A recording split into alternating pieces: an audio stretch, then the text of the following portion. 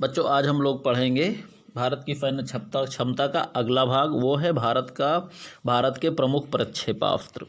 चलिए थोड़ा सा प्रक्षेपास्त्रों के बारे में हम लोग जानकारी ले लेते हैं। भारत के प्रमुख प्रक्षेपास्त्र या मिसाइलें जो है खास करके हम देखते हैं बैलिस्टिक मिसाइलें और क्रूज मिसाइलें जो हैं बैलिस्टिक मिसाइलें हम किसको कहेंगे, क्रूज मिसाइलें किसको कहेंगे। पहले बैलिस्टिक मिसाइल के बारे में हम जानेंगे। ये गुरुत्वाकर्षण नियमों के अंतर्गत चलने वाली मिसाइलें होती हैं। छोड़ने के बाद ये सीधे लक्ष्य तक पहुंचकर ही रुकती हैं और छोड़ने के बाद इन्हें नियंत्रित नहीं किया जा सकता और बीच में रोकना इन्हें असंभव होता है।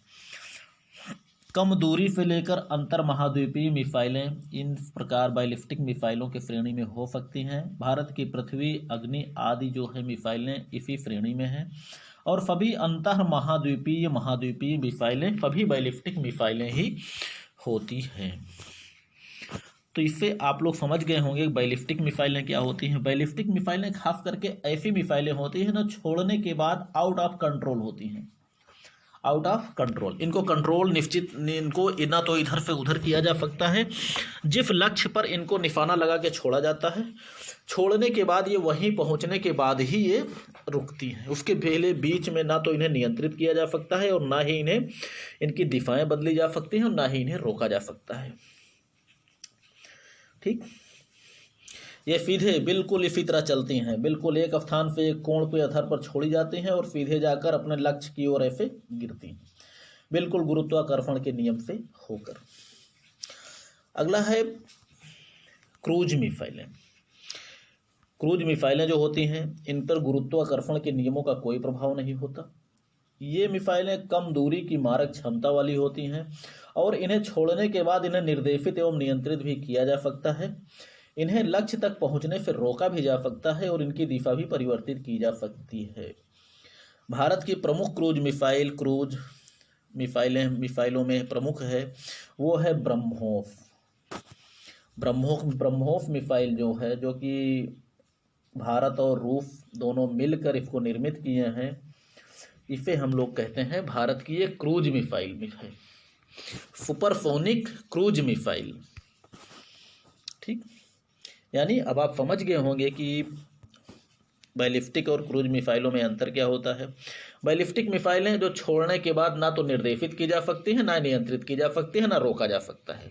अब क्रूज मिसाइलें वो मिसाइलें होती हैं जो कि प्रयोग करने के बाद, छोड़ने के बाद इनको निर्देशित भी किया जा सकता है, नियंत्रित भी किया जा सकता है और लक्ष्य तक पहुंचने से रोका भी जा सकता है। ठीक, ये जो क्रूज मिसाइलें होती हैं इनकी मारक क्षमता चूंकि कम होती है, इसीलिए वो पहुंच की रेंज में होती हैं, इसीलिए इनको जो है कंट्रोल में किया जा सकता है। और बैलिस्टिक मिसाइलों में छोटी दूरी से लेकर अंतर महाद्वीपीय तक की होती हैं। मारक क्षमता के आधार पर मिसाइलों की श्रेणी या मारक क्षमता के आधार पर किस प्रकार के प्रक्षेपास्त्रों को हम कहेंगे, कौन सी कम दूरी की है, कौन मध्यम दूरी की है, कौन लंबी दूरी तक की है, कौन अंतर महाद्वीपीय है। पहले हम लोग इसमें पढ़ेंगे कम दूरी तक मारक क्षमता वाली मिसाइलें। इसको हम लोग कहेंगे ऐसी मारक क्षमता या FRBM, short range ballistic missile, इनकी मारक क्षमता 1000 किलोमीटर से कम होती है, उन्हें हम कहते हैं कम दूरी तक की मारक क्षमता वाली मिसाइलें या FRBM।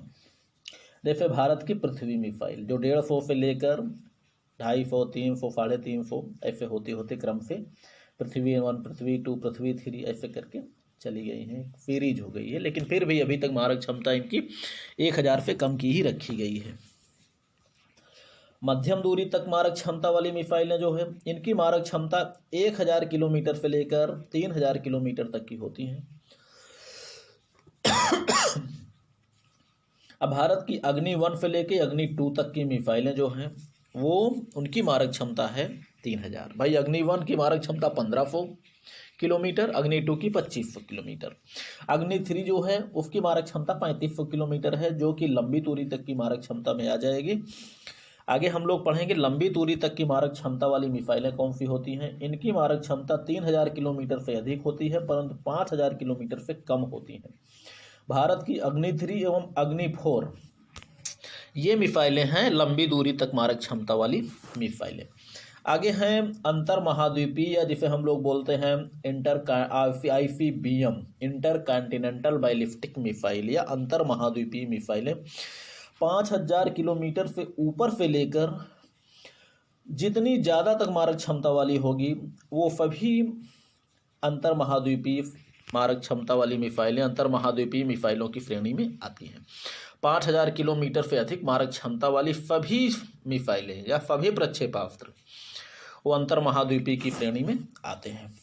और उदाहरण भारत की अग्नि 5 जो है, इसकी मारक क्षमता है 5500 किलोमीटर। तो यहीं से आगे की सभी सीरीज जो है वो अंतर महाद्वीपीय की श्रेणी में आती है।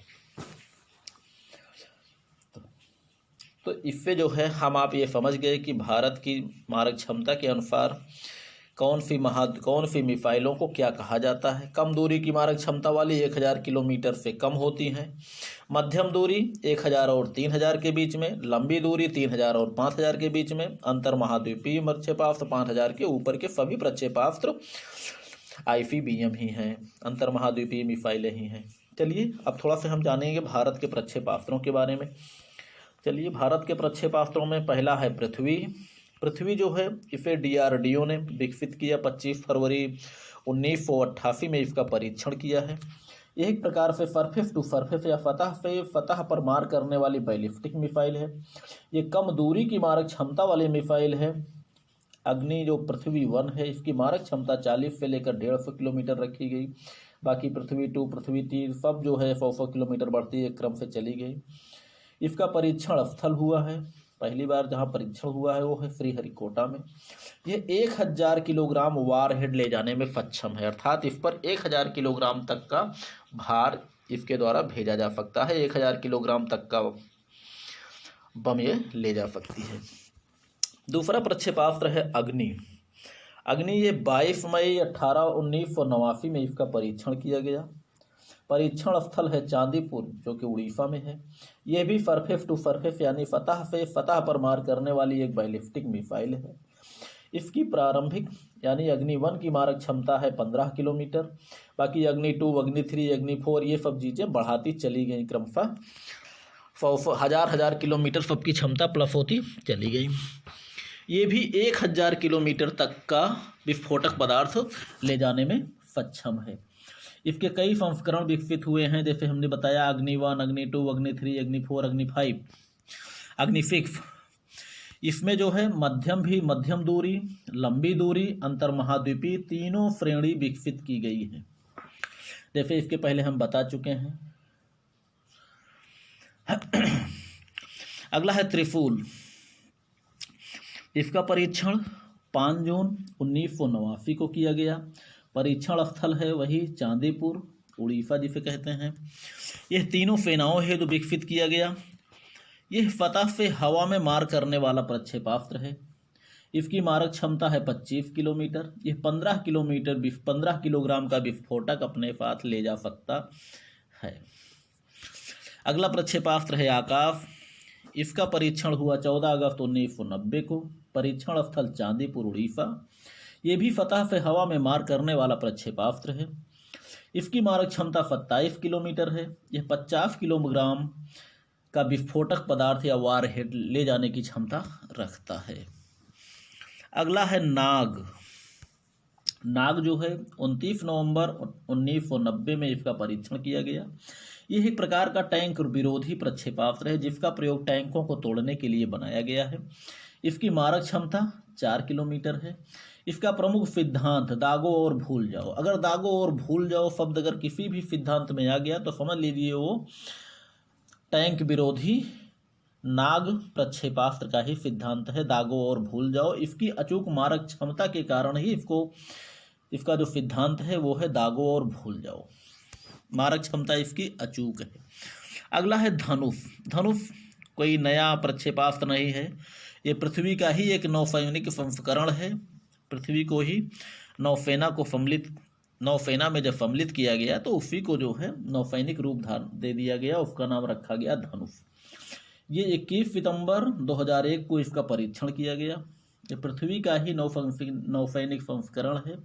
फतह पे फतह पर मार करने वाला प्रक्षेपास्त्र है। मारक क्षमता वही 150 किलोमीटर, 500 किलोग्राम का वारहेड ले जाने में सक्षम है, या 500 किलोग्राम का विस्फोटक अपने साथ ले जा सकता है। अगला है ब्रह्मोस। यह 28 अप्रैल 2000 में परीक्षण किया गया। कहाँ पे? बालेश्वर में। भारत और रूस के सहयोग से यह विकसित किया गया। ये सुपरसोनिक क्रूज मिसाइल है। ये थोड़ा सा मिसप्रिंट हो गया है बच्चों, ये है सुपरसोनिक क्रूज मिसाइल। इसका प्रयोग तीनों सेनाओं के लिए बनाया गया है। ये तीनों सेनाओं के लिए विकसित किया गया है, जिसकी मारक क्षमता है 290 किलोमीटर। चूँकि ये क्रूज मिसाइल है, सुपरसोनिक है, इसको जो है छोड़ने के बाद इसे निर्देशित, नियंत्रित और रोका तक भी जा सकता है। यह 200 किलोग्राम का विस्फोटक पदार्थ ले जाने में सक्षम है। इसका भी सिद्धांत है मारो और भूल जाओ, मारो और भूल जाओ के सिद्धांत पर निर्मित है। 14 किलोमीटर तक ऊंचाई उड़ने में सक्षम है। ये युद्धपोत, लड़ाकू विमान, पनडुब्बियों से भी इसका प्रयोग किया जा सकता है। अगला है सागरिका। 26 फरवरी 2008 को विशाखापत्तनम में इसका परीक्षण किया गया। यह जल से जल में प्रयोग किया जाने वाला बैलिस्टिक प्रक्षेपास्त्र है, जो कि नौसेना के संबंधित है। ये पनडुब्बियों से भी इसका प्रयोग किया जा सकता है। यह 500 किलोग्राम परमाणु हथियार भी ले जाने में सक्षम है। सागरिका, इसकी मारक क्षमता है 700 किलोमीटर। अगला है अस्त्र। ये संभावित अस्त्र है, हो सकता है निर्मित भी कर लिया गया हो, फिलहाल संभावित है। हवा से हवा में प्रयोग करने के लिए इसको निर्मित किया जाएगा। मारक क्षमता 15 किलोमीटर होगी। ये 15 किलोग्राम का वारहेड ले जाने में सक्षम होगा। यह वायुसेना एवं नौसेना दोनों के प्रयोग के लिए निर्मित होगा। ठीक है बच्चों, चलिए ये समाप्त हुआ। बाकी आप लोग पढ़ते रहिए, खुश रहिए। कोई भी प्रॉब्लम होती है, कोई भी चीज़ों में शंका होती है, कुछ हमें अगर आप लोग सुझाव भी देना चाहें तो आप लोगों का स्वागत है। हमारे गुरुजन भी, हमारे मित्र भी, हमारे स्टूडेंट्स भी। ओके बच्चों, चलिए पढ़िए लिखिए, मस्त रहिए, खुश रहिए।